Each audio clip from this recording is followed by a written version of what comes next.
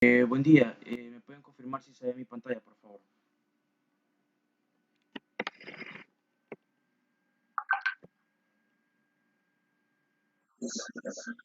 Ok, tengan un buen día. Mi nombre es Jonathan Josué Muñoz Salazar. Como proyecto de finalización de las obras sociales para egresar de la carrera Ingeniería en Ciencias de la Computación de la Universidad Francisco Gavidia, tengo el agrado de presentar el taller técnico en instalación y reparación de equipo de cómputo y técnico en reparación de laptops. Para efectos de derechos de autor, el recurso fue tomado del sitio web Capacítate para el Empleo, que es una plataforma en línea que ofrece una diversidad de cursos y capacitaciones de manera gratuita y está abierta al público en general. Bien, para comenzar a hablar de, reparación e instalación de equipo de cómputo, debemos saber qué es un equipo de cómputo. Existen diversos tipos de equipo de cómputo en el mercado. Entre estos tenemos las notebooks, que son computadoras portátiles. La ventaja de este equipo es que podemos trasladarlo a cualquier lugar en el que deseemos trabajar o conectarnos a Internet. Son por lo regular con un software de mediano rendimiento. Cuentan con una tarjeta de video integrada a la tarjeta madre. La memoria interna está reducida de 4 a 32 GB. También tenemos equipos All-in-One. Esta computadora cuenta con un monitor integrado a la carcasa. El software de oficina es de mediano rendimiento. Cuenta con una tarjeta de video integrada a la tarjeta madre. La memoria va desde los 4 a 64 GB. Otro tipo de equipo de cómputo es la computadora gamer. Alguna de las características de este tipo es que es una computadora de escritorio. Su software es de alto rendimiento por lo general, específicamente para videojuegos. La tarjeta de video es extraíble para conectar más de una. Los procesadores que se reinician cada cierto tiempo gracias a sus altas frecuencias y su memoria interna puede ir desde los 6 hasta los 128 GB. Tenemos estaciones de trabajo, son computadoras de escritorio. Su software es de alto rendimiento específicamente, de diseño con software para dibujo asistido por lo general. Las tarjetas de video son extraíbles para conectar más de una. Sus procesadores están pensados para trabajar sin la necesidad de reiniciar la computadora en días y su memoria interna va desde los 16 a 128 GB. Servidores. Este es un tipo de computadora que se instalan en rack, no cuentan con monitor y están diseñadas para soportar millones de operaciones realizadas por un usuario para alojar sitios web, aplicaciones móviles o servicios en la nube. Utilizan procesadores especiales que casi nunca se deben reiniciar. Su memoria interna va desde los 32 GB a los 128 por módulo. Entre los periféricos más comunes con los que trabajan las computadoras tenemos de tres tipos: periféricos de entrada, periféricos de salida y periféricos de entrada y salida. En los periféricos de entrada tenemos mouse, teclados, micrófonos y escáner. En los periféricos de salida tenemos monitor, bocinas, impresoras y gafas de realidad virtual. Los periféricos de entrada y salida. Estos nos permiten extraer y agregar información a la computadora. Por ejemplo, un módem de internet por medio de una conexión. Una lectora de grabador de CD. Podemos extraer o agregar información al equipo de cómputo. Una memoria flash, al igual que un disco duro externo. Podemos extraer o agregar información a la computadora. La ventaja de estos es que son portátiles. Entre los puertos más comunes o periféricos de conexión a la computadora tenemos USB 3.0, un equipo de cómputo que por lo general cada computadora cuenta con 10 aproximadamente. Son comúnmente utilizados para conectar memoria flash y periféricos como teclados, mouse, discos duros externos y otros. Puertos Ethernet permiten la comunicación entre los equipos de cómputo de una red de área local. Se usa comúnmente para conectarse a través de un cable a un módem. Este lo provee el, el- el proveedor de servicios de Internet o ISP. Puertos display, utilizado generalmente para conectar monitores. Estos pueden transmitir audio y video a mejores velocidades que el puerto HDMI. USB tipo C. Es un nuevo estándar de comunicación con diferentes dispositivos que alcanza velocidades de transferencia de datos que rondan hasta los 10 GB por segundo. Esta es la tecnología que reemplazará a los puertos USB. Puertos HDMI. Utilizado para conectar el monitor o televisores y así extender el área de trabajo o entretenimiento. Este puerto transmite audio y video de mejor calidad. Audio y micrófono. En la mayoría de los equipos de cómputo se pueden conectar audífonos y un micrófono externo, cada uno en un plug diferente. USB 2.0. En un equipo de cómputo se tienen de 3 a 5, son comúnmente usados para retrocompatibilidad con periféricos de tecnología anterior o de uso interno de la tarjeta madre para alimentación de dispositivos luminosos. Puertos DVI, utilizado para conectar solo monitores al equipo de cómputo. Estos no transmiten audio. Puertos VGA, estos son de tecnología anterior y casi ya ninguna computadora cuenta con estos puertos. Sin embargo, en algunos casos, estos se pueden conectar monitores que cuenten con esta tecnología. En modelos actuales es poco común. Continuando con el tema, ahora vamos a pasar a hablar acerca de la estructura de una computadora. Por lo general, las computadoras tienen los siguientes elementos. Existen de dos tipos, elementos externos y elementos internos. Entre los elementos externos tenemos el lector óptico. Utilizan tecnología de CD, DVD y Blu-ray. Antena Wi-Fi. Esta nos sirve para poder conectarnos de manera inalámbrica a una red de Internet. Pantalla o monitor. Pueden ser de diferentes tecnologías, como LCD o LED. Más adelante ahondaremos en el tema. Podemos contar con una cámara web, mouse, teclado, bocinas y lector de tarjetas SD. Entre los elementos internos de un equipo de cómputo tenemos tarjeta madre. Esta es la tarjeta del circuito impreso donde se comunican todos los elementos de control y memoria. Sistema de enfriamiento. Este disipa el calor que genera el microprocesador. Microprocesador es el elemento principal de control que ejecuta el sistema operativo y las aplicaciones. Es decir, este se encarga de procesar todas las tareas que nosotros queramos realizar. Disco duro, dispositivo de almacenamiento de datos que utiliza un sistema de grabación magnética. Tarjeta de video. Se encarga de procesar imágenes y videos. Unidad de estado sólido. Dispositivo de almacenamiento que utiliza un sistema flash.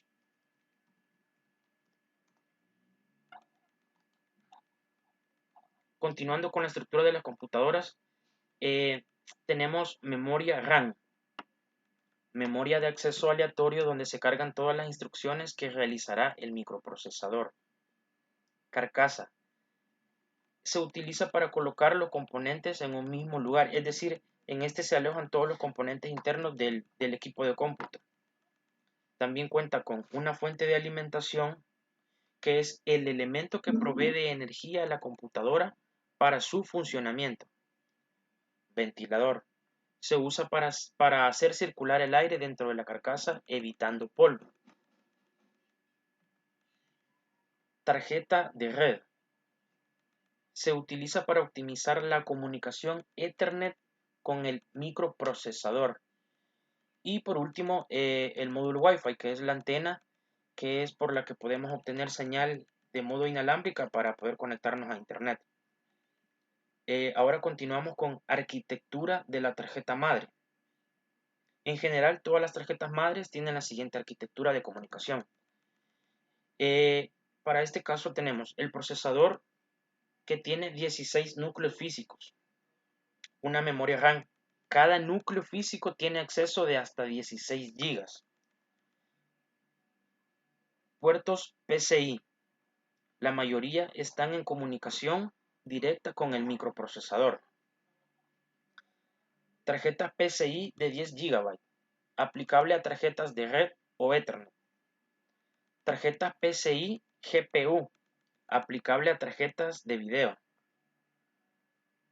Tarjetas PCI SSD, aplicables a discos de estado sólido con conector PCI.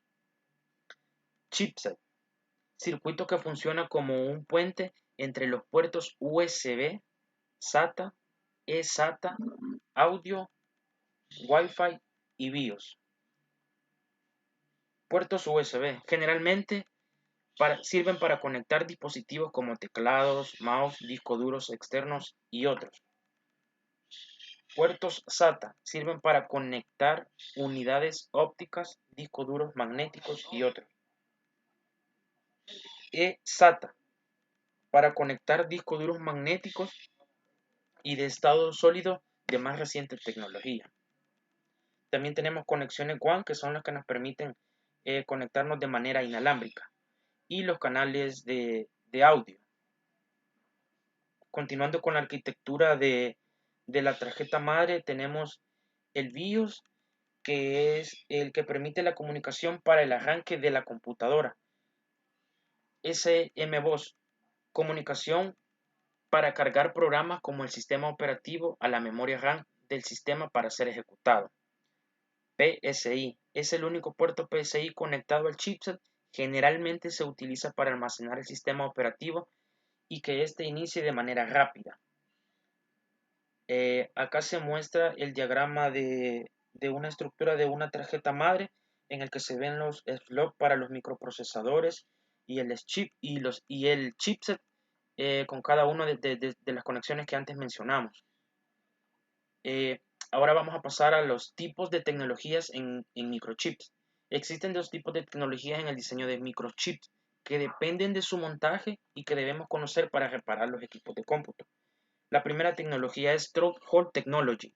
Son componentes grandes o medianos que tienen que atravesar la tarjeta de circuito impreso o PCB para que puedan montarse con el fin de poder ser soldados por la parte inferior de la placa.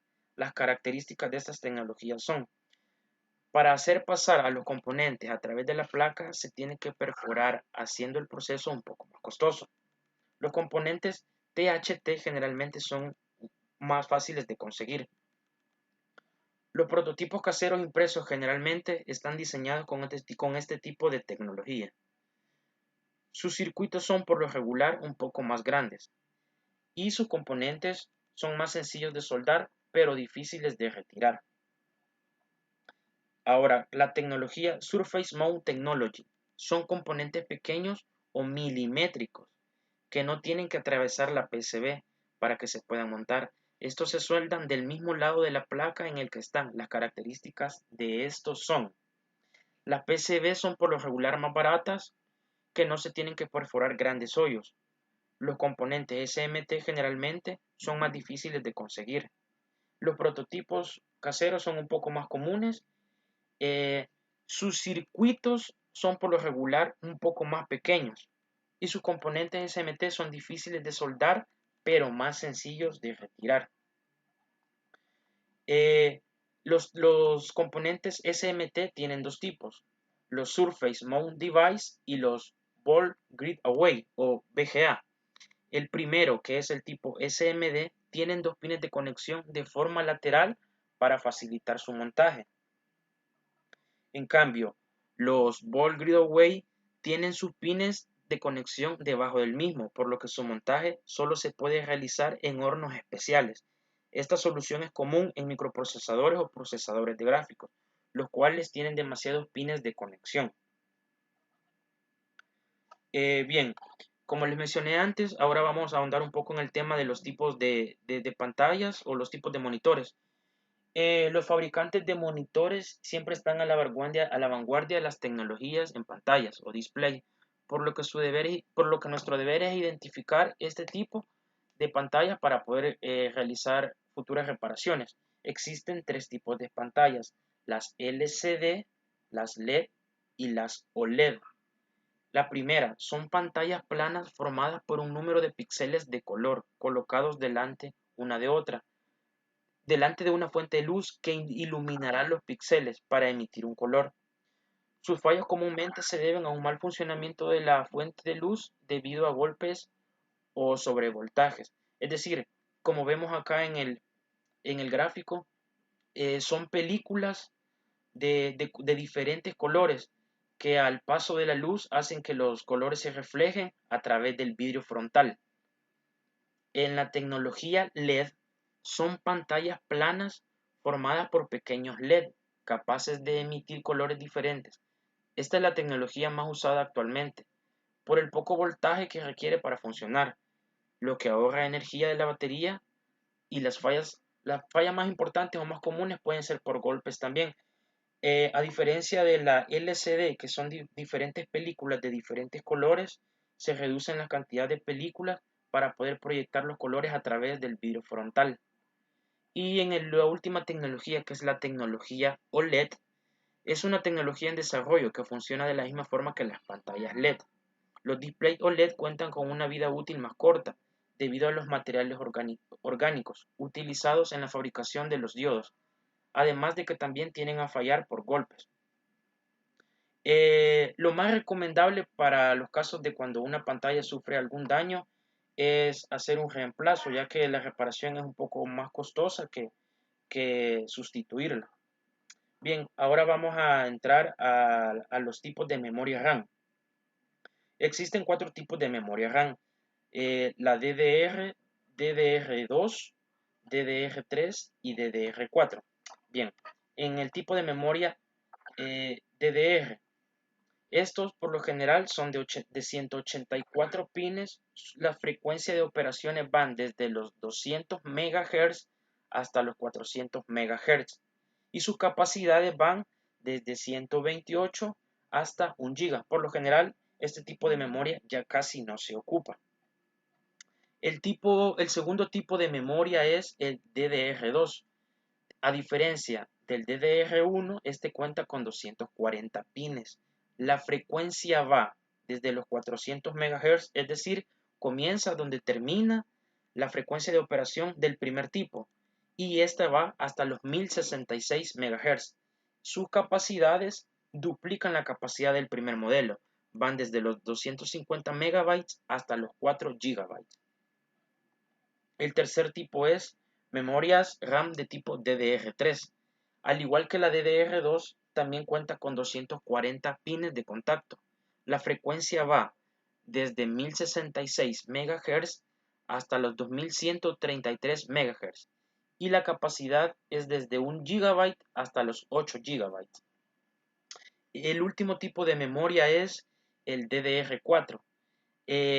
Esta tiene más cantidad de pines, cuenta con 288.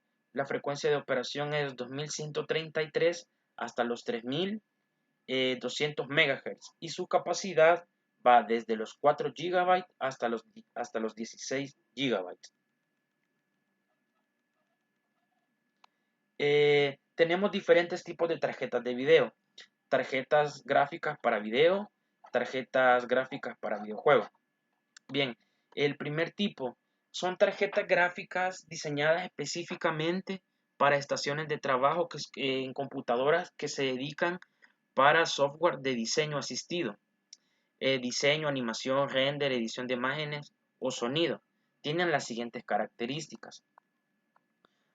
Sus drivers pueden desarrollar cálculos complejos con operaciones de coma flotante o de doble precisión.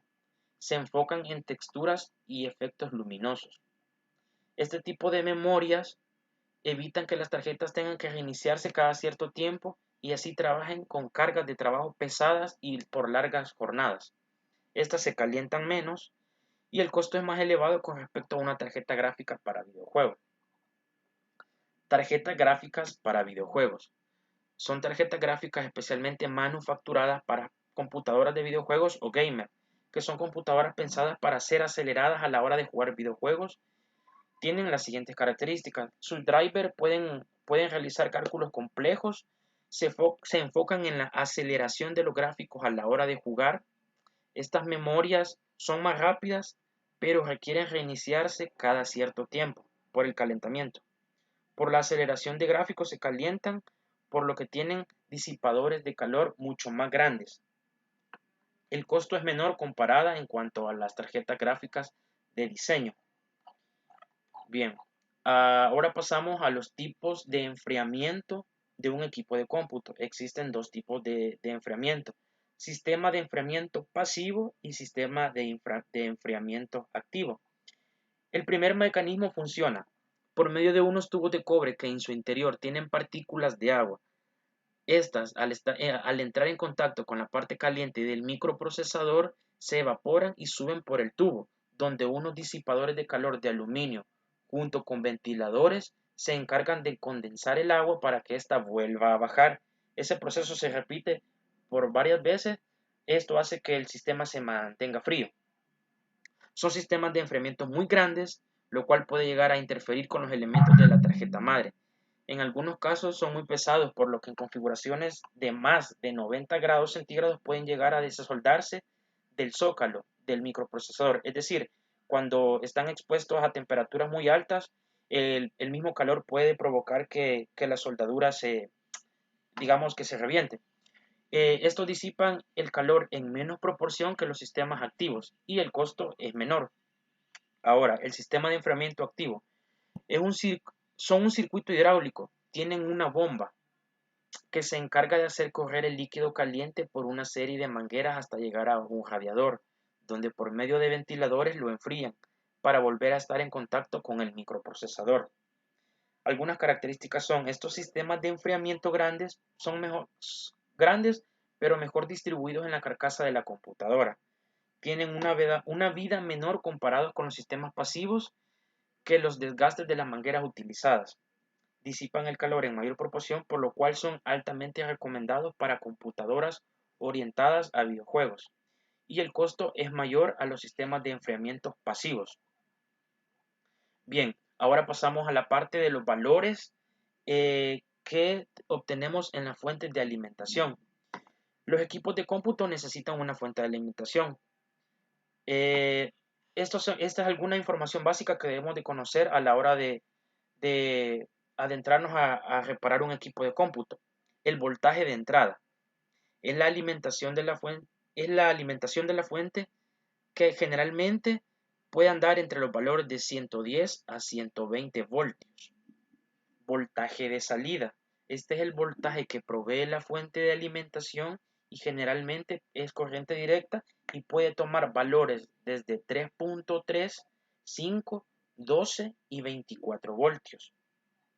Corriente de salida: su fuente de alimentación se mide en amperios, debe ser superior a la corriente que demandará la tarjeta madre conectada.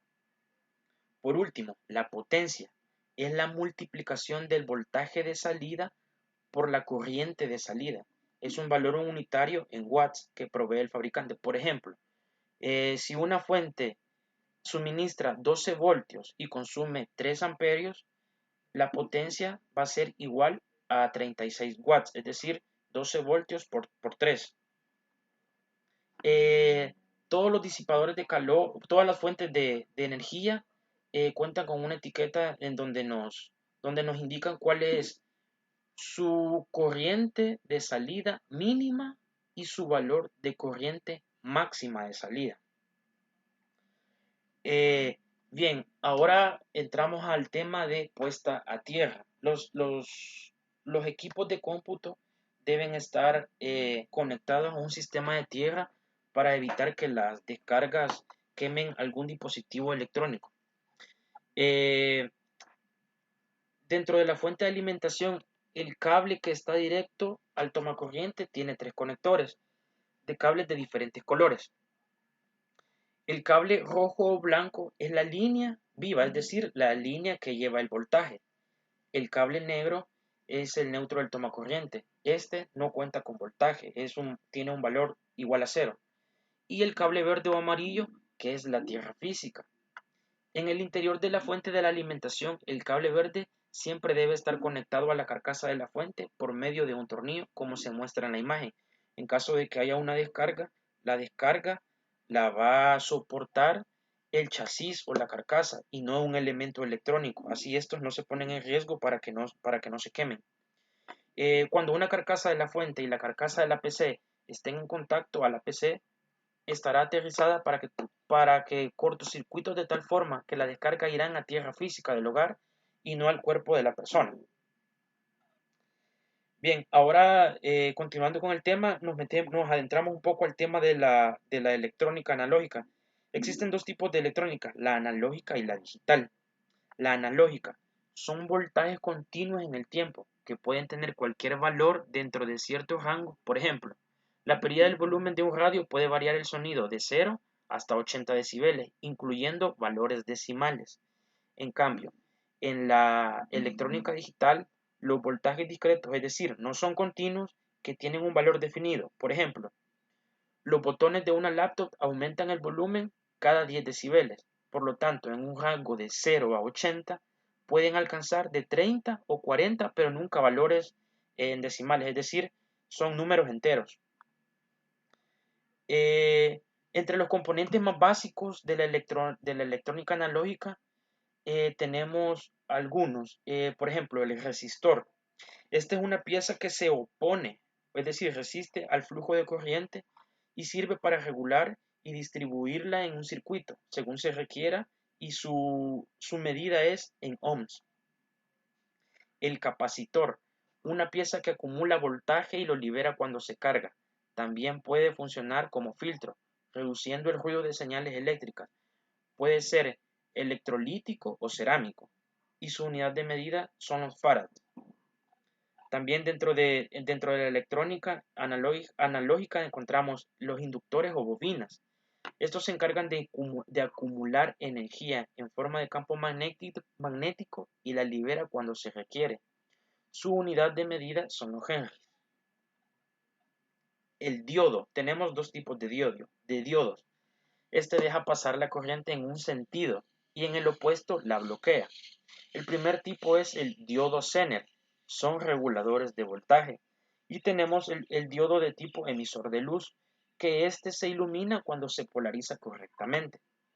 Otro elemento de la electrónica analógica es el transistor, un elemento semiconductor que generalmente con corriente alterna funciona como un amplificador y con corriente directa funciona como interruptor. De la combinación de muchos transistores se obtienen los circuitos integrados o chip de la electrónica digital. Bien, habiendo conocido un poco el tema de la electrónica analógica, también vamos a encontrar algún tipo de riesgo eléctrico cuando manipulemos o queramos reparar una computadora. Existen dos tipos de riesgos eléctricos. El primero es riesgo directo y el segundo es riesgo indirecto. El riesgo directo ocurre cuando el voltaje del dispositivo entra en contacto con alguna parte del cuerpo humano, lo que puede ocasionar desde quemaduras hasta la muerte, dependiendo la cantidad de voltaje y de amperios. Para evitar estos riesgos debemos utilizar un equipo de seguridad, como lo son los guantes aislantes. Debemos utilizar calzado de PVC y caucho, lentes de seguridad y debemos verificar también que los cables estén alejados de fuentes de calor, materiales inflamables y de agua. Debemos además comprobar que estén completos y en buen estado, de lo contrario debemos reemplazarlos. El riesgo de tipo indirecto, cuando un dispositivo o parte del mismo tiene una falla y genera una descarga eléctrica. Para evitar este tipo de riesgo debemos conectar los dispositivos y herramientas a un supresor de picos o un regulador de voltaje para evitar que se sobrecalienten. Debemos revisar también periódicamente que la instalación eléctrica de nuestro hogar se encuentre en buenas condiciones. Eh, para cuando realicemos la reparación de una computadora, lo que vamos a encontrar son diagramas eléctricos. Dentro de los diagramas eléctricos no vamos a encontrar los nombres de las piezas, sino que simbología. La simbología más común dentro de los diagramas eléctricos o electrónicos son estos. Por ejemplo, un generador de corriente directa, su símbolo es un más y un menos dentro de un símbolo. Este indica que es una fuente de alimentación de corriente directa. Al igual encontramos generadores de corriente alterna, es que es una fuente de alimentación de corriente alterna, una batería, que es la fuente de alimentación de corriente directa, un pulsador mecánico, un botón normalmente cuando está abierto, esta es su simbología, interruptor mecánico, un switch de polo, de un tiro, conmutadores, resistencias. Es decir, debemos estar familiarizados con esta simbología a la hora de manipular un circuito eléctrico. Acá se muestra la simbología de los elementos principales de un diagrama eléctrico o electrónico. Bien, dentro del, dentro de los elementos de un equipo de cómputo, vamos a encontrarnos con las hojas de datos.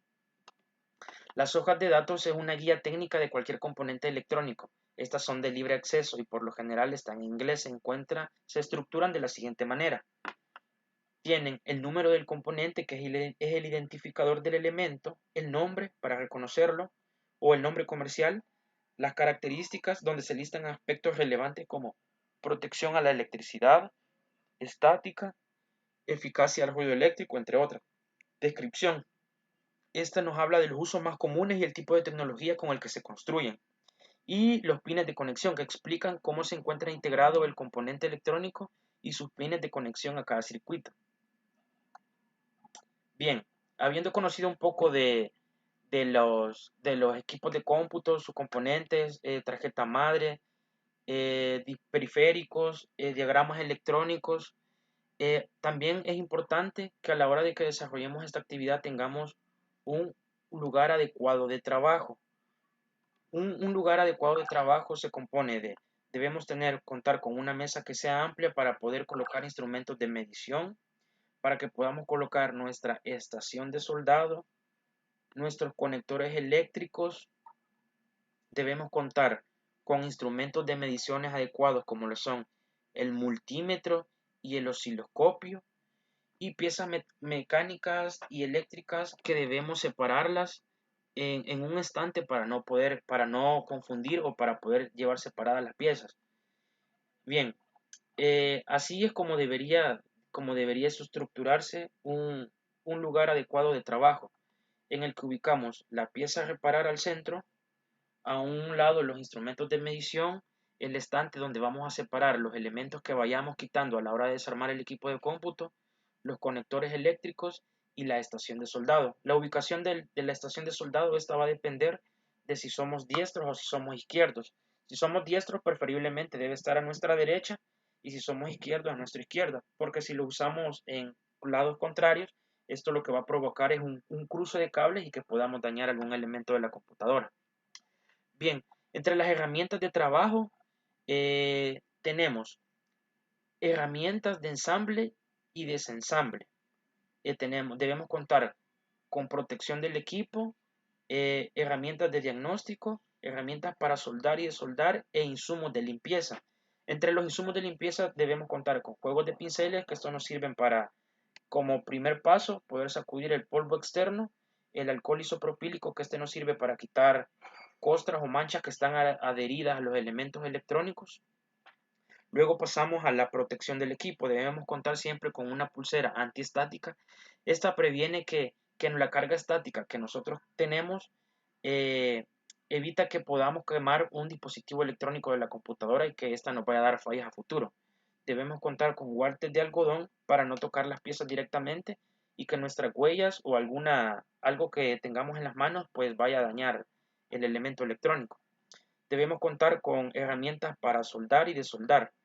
El extractor de soldadura, que este nos sirve para extraer el exceso de soldadura después de haber realizado una soldadura o estaño, una malla de soldadora, líquido flux, que este nos sirve para, lo que sirve es para a la hora de soldar, esta lubrica la soldadura y evita que se creen los excesos de soldadura. Debemos contar con una pistola de calor y la estación de soldado con punta fría. También debemos contar con herramientas de ensamble y desensamble, como son pinzas de corte y alicatas, una lupa para ver las piezas que son demasiado pequeñas, pinzas de punta, desarmadores y puntas de precisión. Debemos tener diferentes tipos de punta. Por ejemplo, una computadora no solamente se encuentran tornillos de tipo cruz o plano, sino que también nos vamos a encontrar con tornillos de tipo estrella o de algún otro tipo. Debemos contar con esos y en diferentes medidas. Para poder diagnosticar una falla también debemos contar con cargadores de entrada múltiples para descartar fallas en puertos USB, puertos tipo C, puertos VGA u otro tipo de conectores. Multímetros para poder medir eh,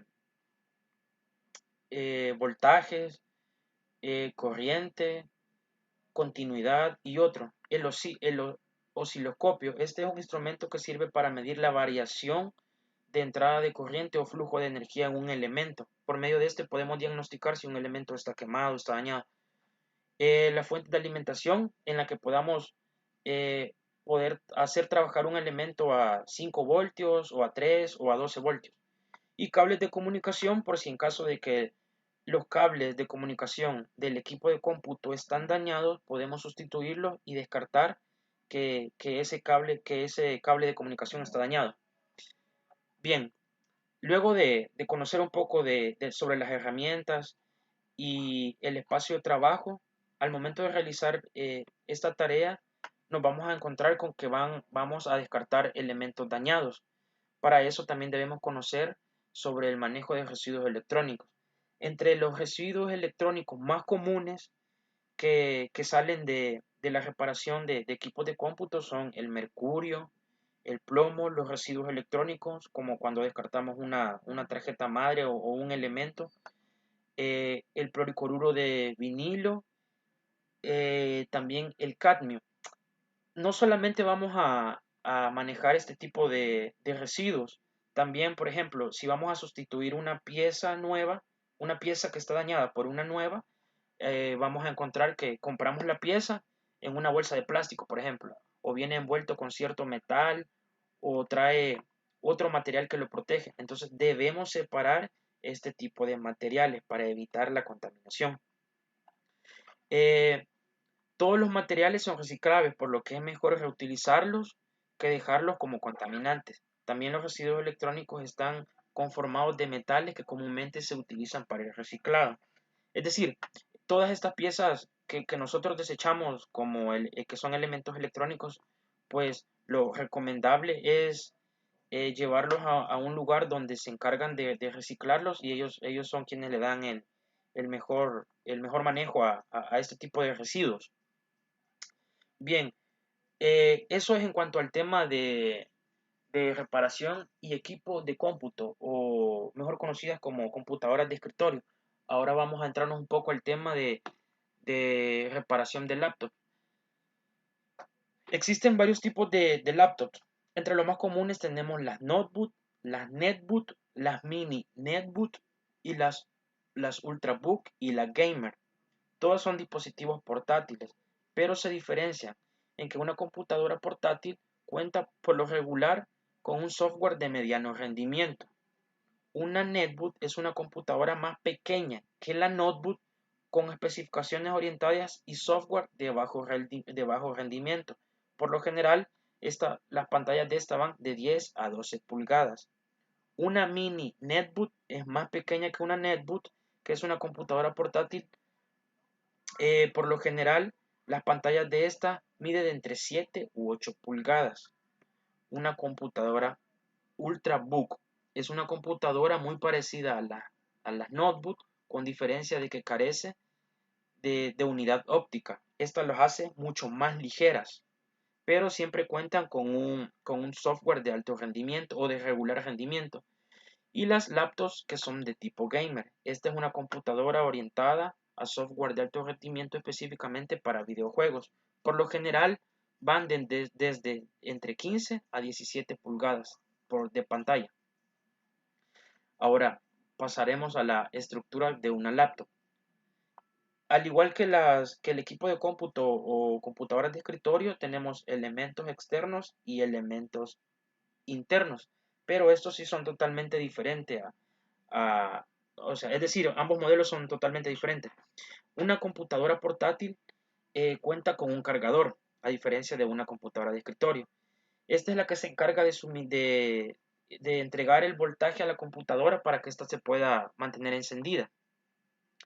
Cuenta con una batería que está conformada por 4 o 6 celdas.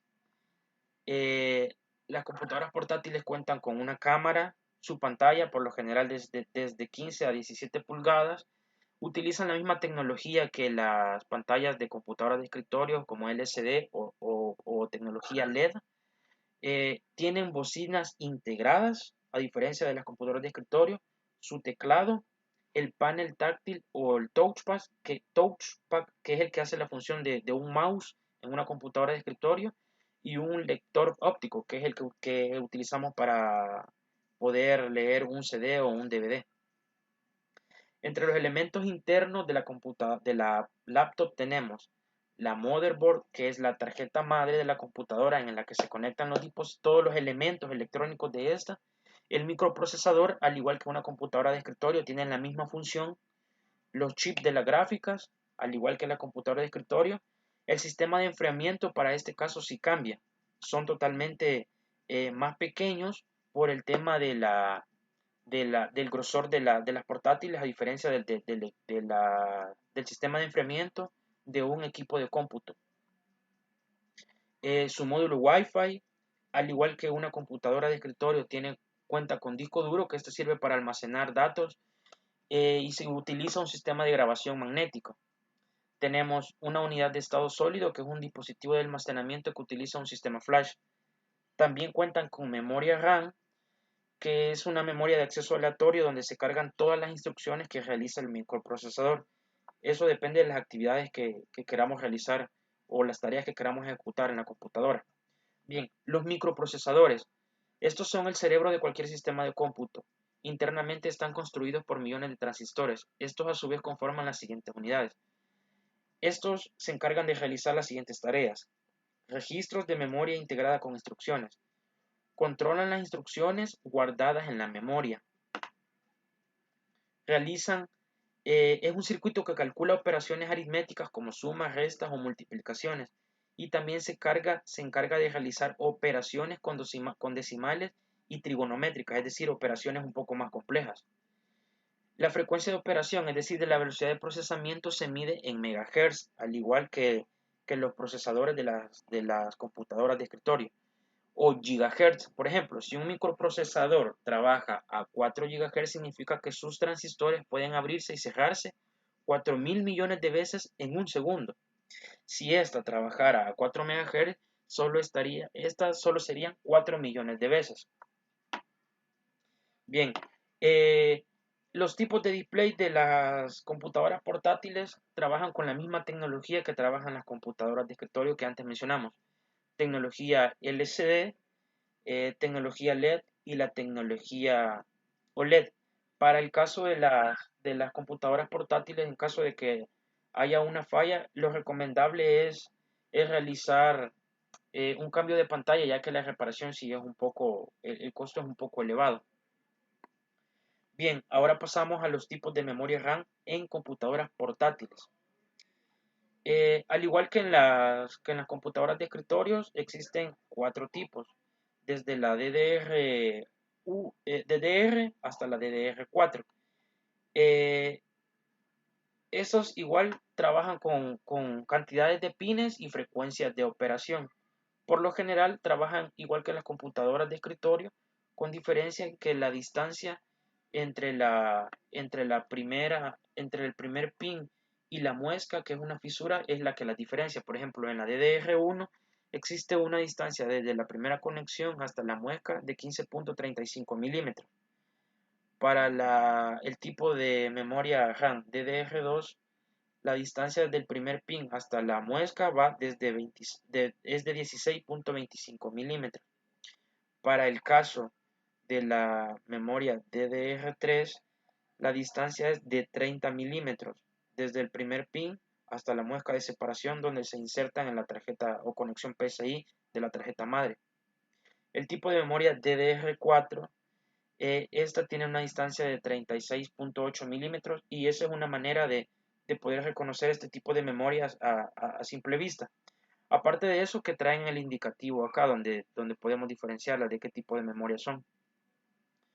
Bien, al igual que las computadoras de escritorio, también las computadoras portátiles cuentan con puertos comunes, como son los puertos USB que nos sirven para conectar memorias USB, algún teclado externo, algún mouse inalámbrico. También cuentan con puertos de HDMI por en los que podemos conectar, por ejemplo, otro monitor adicional, puertos VGA. Casi ya no, casi las últimas computadoras ya casi no cuentan con este puerto. Tenemos puertos de audio y micrófono para poder conectar audífonos o un micrófono externo. Eh, Lectores de memorias SD, ya casi este tipo de memoria ya casi no se ve, por lo general lo utilizaban cámaras fotográficas. También cuenta con puerto Ethernet que sirve para poder conectarnos a una red o a un módem para poder lograr tener conexión a internet. Y las computadoras de última tecnología cuentan con puerto USB tipo C.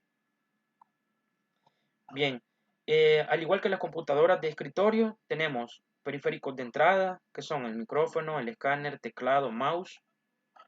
Periféricos de salida, que son impresora, monitor, bocina, gafas de realidad virtual. Y los periféricos del tercer tipo, que son periféricos de entrada, salida.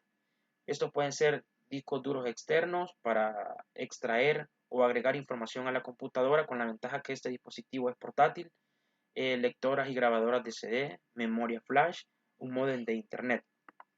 Bien, habiendo conocido un poco de las generalidades de las computadoras portátiles, a la hora de adquirir una computadora nueva, el fabricante suministra con el equipo un manual de servicio. El manual de servicio es el instructivo de una laptop donde los proveedores colocan rutinas de mantenimiento, las fallas más comunes con las que el equipo se puede topar, piezas que deben sustituirse al dejar de funcionar y protocolos de seguridad para hacer una reparación o mantenimiento adecuado. El manual está, está compuesto por varias partes. Eh, Tiene una portada en la que aparece el nombre del dispositivo y el modelo. Una operación básica donde se presentan los diagramas y tablas de los botones, su funcionamiento y una vista general del equipo. También cuenta con información del hardware, que incluye los diagramas electrónicos y piezas mecánicas. Muy importante es también, debe contar con información del software, donde muestra el sistema operativo que contiene y su compatibilidad con otros dispositivos. También cuenta con solución de problemas, donde se muestra una tabla ordenada que contiene desde los problemas más comunes hasta los que no se presentan comúnmente. Cada caso tiene su solución y su componente mecánico o electrónico que comúnmente causa la falla. Es importante siempre revisar el manual antes de abrir una computadora portátil, así podremos solucionar la falla sin necesidad de desarmarla. Bien, hablando ahondando más en el tema, también es importante prevenir fallas en una computadora, no solamente por golpes o por calentamientos, también es importante prevenir fallas haciendo uso de antivirus. Si no contamos con un antivirus en nuestro equipo portátil, es recomendable descargar uno, ya que si no contamos con uno podemos ocasionar fallas a nuestro dispositivo.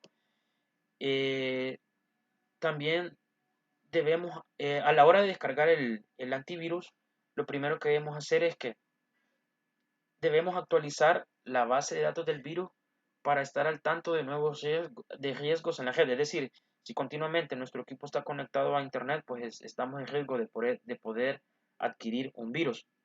Otra recomendación es que debemos realizar un escaneado completo del equipo para eliminar amenazas. Por último, este procedimiento debemos de hacerlo de manera periódica, por ejemplo, una vez al mes o cuando detectemos fallas en el equipo. Algunos de los tipos de virus más comunes tenemos el tipo de virus worm o gusano. Este se duplica a sí mismo saturando la memoria RAM del sistema. El virus de tipo troyano se esconde en un programa que al ser ejecutado afecta la seguridad de nuestro equipo, dejándola indefensa. También roba datos de contraseñas que se envían a otros sitios cuando estamos conectados a Internet. El tipo de virus bomba lógica permanece oculta y se activa cuando el usuario teclea una combinación específica o en alguna fecha establecida. Otro tipo de virus es el tipo de enlace conocido como enlace.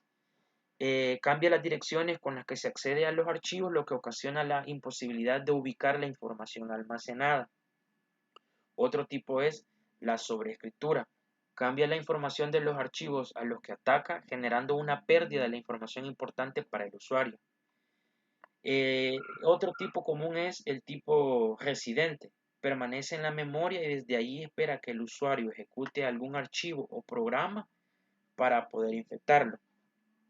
Bien, eh, como recomendaciones o tendencias y actualizaciones de los equipos de portátiles, debemos tomar en cuenta que el avance tecnológico da pasos agigantados en relativamente muy poco tiempo. Es por ello que debemos conocer qué le depara a los ordenadores portátiles. La capacidad, esta irá creciendo con cada modelo nuevo. En aumento de procesamiento y memoria, depende directamente de cuántos transistores se incluyen en un chip, por lo que se esperan procesadores con más núcleos. Cuando la memoria RAM aumente y sea la suficiente, se aprovecharán al 100%. Arquitecturas de 64 bits que ya existen. Además, se está investigando en nuevas y mejores baterías que permitan utilizar el laptop más tiempo y carguen con mayor rapidez. En cuanto al tema de las dimensiones, los fabricantes apuestan por darle prioridad a una pantalla más grande y de más alta definición, por lo que el tamaño de las laptops se mantendrá de entre 15 a 17 pulgadas. Aparecerán laptops probablemente más delgadas y con mayor poder de procesamiento, tratando de abarcar al mismo tiempo el mercado ejecutivo, estudiantil y de videojuegos. En cuanto al software, es posible que surjan nuevos sistemas operativos que se posicionen en el mercado y que permitan instalar dos en un mismo equipo sin necesidad de máquinas virtuales. Además, se calcula que habrá mayor capacidad de almacenamiento en la nube. En cuanto al costo, las laptops más avanzadas serán cada vez más caras, por lo que pocas personas tendrán acceso a ellas. Esto significa que las reparaciones serán mucho más solicitadas. Esto nos dará la oportunidad de crecer en nuestro negocio como reparador siempre y cuando nos actualicemos constantemente. En cuanto al tema de conectividad, se avecina un gran cambio en la interacción entre el usuario y la computadora. En este aspecto, la realidad virtual logrará una experiencia verdaderamente envolvente y asegurará la vigencia en el mercado por mucho más tiempo. Bien, como último punto de este taller, el recurso de Capacítate para el Empleo también nos hace ciertas sugerencias si queremos emprender con nuestro propio negocio eh, en el tema de reparaciones de equipo de cómputo y de computadoras portátiles. Este sitio nos recomienda que, que establecer nuestro propio taller de reparación del laptop nos permitirá generar ingresos constantes y elegir el horario de trabajo y desarrollar una sensación de libertad al ser nuestro propio jefe. Si queremos emprender con nuestro propio taller, eh, debemos digamos, tomar en cuenta algunas sugerencias que nos hace este sitio. Debemos ubicar nuestro taller en un lugar que sea concurrido, por ejemplo, una plaza o un centro comercial que tenga poca o nula competencia y que sea accesible y seguro para nuestros clientes. También debemos contar con equipo y muebles adecuados para la realización de estas tareas. Debemos procurar tener un taller que cuente con herramientas especializadas, mesas adecuadas de trabajo, conexión a internet para poder descargar software y darle soporte a estas computadoras que vamos a reparar. También debemos contar con asientos para que los clientes esperen mientras hacemos la reparación, si así lo es, y algunos servicios adicionales que nos sugieren que podamos tomar en cuenta para que nuestro negocio o emprendimiento prospere, pues es que podemos ofrecer recepción y entrega de equipos a domicilio. Podemos ofrecer pláticas sobre el uso adecuado de los equipos de cómputo y algunas promociones o descuentos. Debemos tener en cuenta que la herramienta más importante es nuestro conocimiento y mantenernos actualizados y practicar mucho para que cada vez nuestro emprendimiento o nuestro negocio logre prosperar. Bien, es así como doy por finalizado este pequeño taller de técnico e instalación y reparación de mantenimiento de equipo de cómputo y reparación de equipo de laptops. Espero que esta información les sea útil y muchísimas gracias por la atención prestada.